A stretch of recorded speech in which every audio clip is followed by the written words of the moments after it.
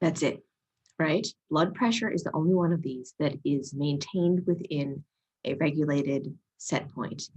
120 over 80 on average. Too much out of that range either results in chronically high blood pressure and problems related to that, damage to vessels and the heart, or inadequate blood flow to the tissues.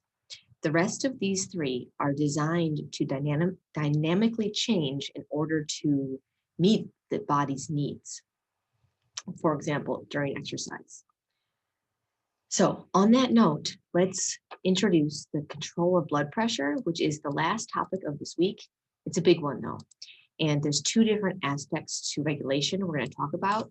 One is central control. So control of MAP, mean arterial pressure. That's going to be what I'm going to start with right now. So blood pressure, as you know, is largely influenced by cardiac output. We've already discussed that in a previous video, previous week actually. We're going to again though, we're going to review it, and you need to know that because we're going to use that information. So how is cardiac output altered? Stroke volume and heart rate, right? And we've talked about how the autonomic nervous system regulates each of those. One thing that we're going to add in this week is going to be fluid volume. Fluid volume is not, is directly related to stroke volume, right? Without having the volume there, you cannot have that stroke volume. But it's going to be a separate topic that we'll talk about. So fluid volume is also necessary for maintaining blood pressure. Over on this other side, we've got blood flow regulation. So the regulation of flow via both local regulation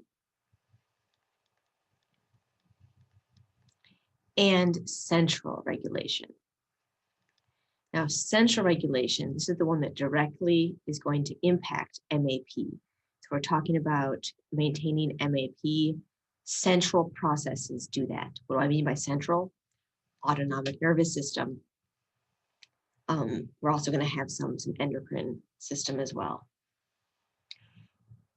So what is this doing? Regulating blood flow? Well, right here, we've got the biggest one we'll talk about, vasoconstriction and vasodilation that increase or decrease resistance to change total peripheral resistance.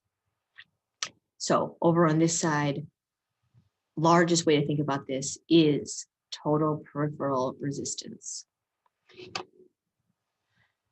You already know vessel size matters. And if you have occlusions, right, that's going to be a factor as well. That's not going to be dynamically regulated. So the factors that regulate mean arterial pressure are going to be stroke volume, heart rate, which you already know about, fluid volume, and total peripheral resistance. The last one on here, this local regulation, this is the same idea in terms of what happens. So vasoconstriction, vasodilation, but it can happen locally at tissues as well. This is also called autoregulation or intrinsic regulation. So the ability of local tissues to regulate their own blood flow. We'll talk about this kind of as a separate topic from central regulation. This autoregulation is kind of a first responder to meeting the demands of tissues. This is intrinsic. It's local. It's all those things. It's the same thing. So when you have a need for a change in tissue perfusion, the amount of blood flowing to a tissue, autoregulation typically happens first. It's quick. Organs regulate their own blood flow. It's like turning on a tap to your house in the kitchen. You can just get water right there.